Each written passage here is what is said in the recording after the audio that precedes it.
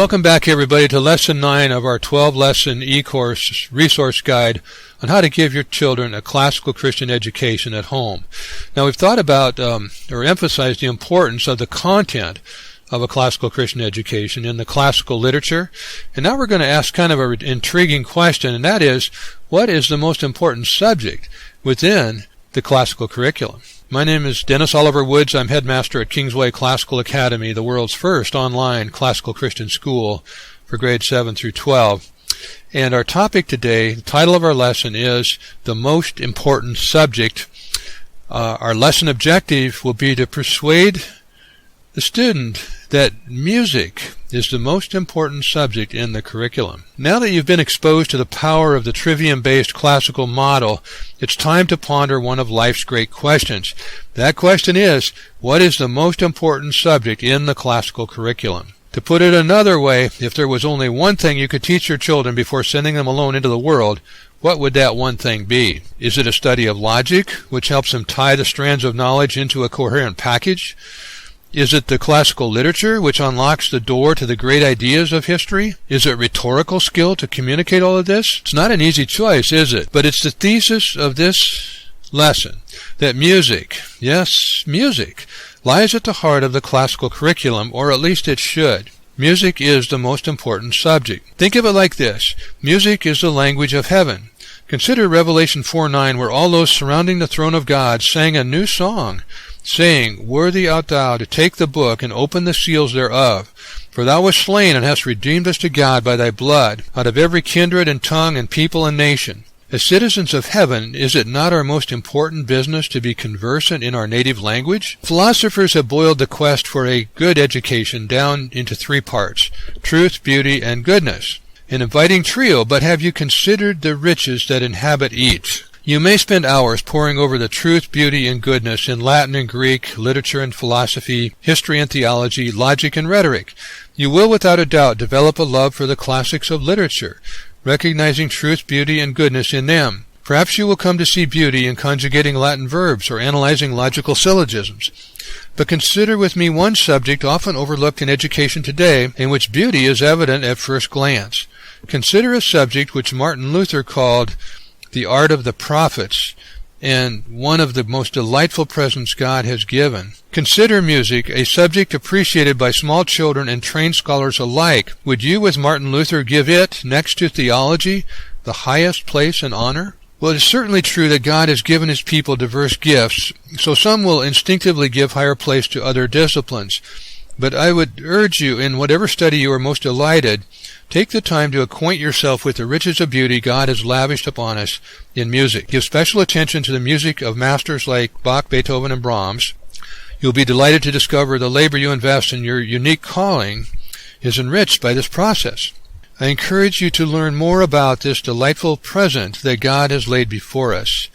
In the words of Luther, here are three ways to approach the subject. One is music history. As a Christian, study of history is an exciting opportunity to recognize God's sovereignty in the unfolding lives of men and women He has used in centuries past.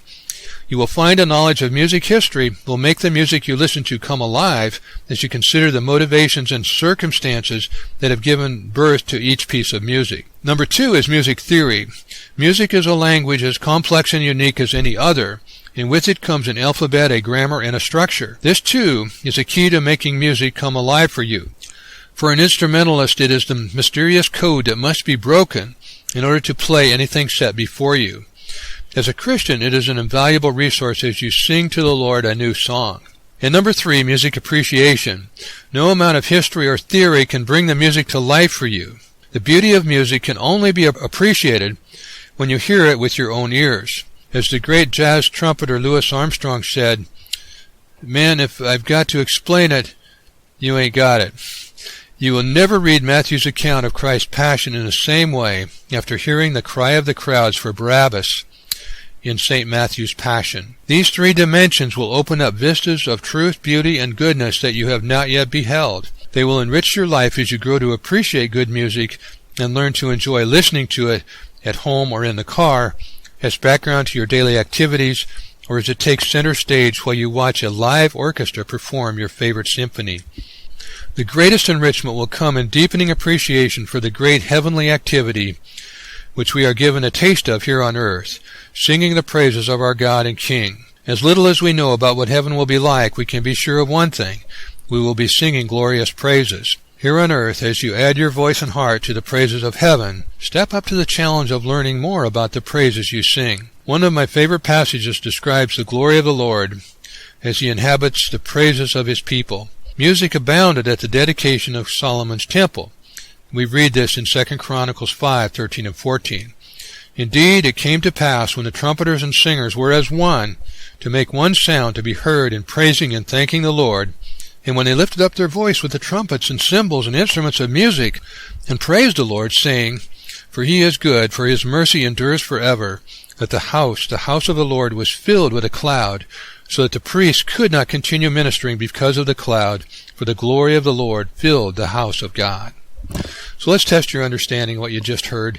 And again, we have a matching exercise. On the left, words and phrases like music, music theory, most important, music appreciation, and good education. On the left, or on the right, we have the words code, the phrase truth, beauty, goodness, the word listening, language of heaven, and music. And when we hear the word music, it reminds us of the phrase language of heaven.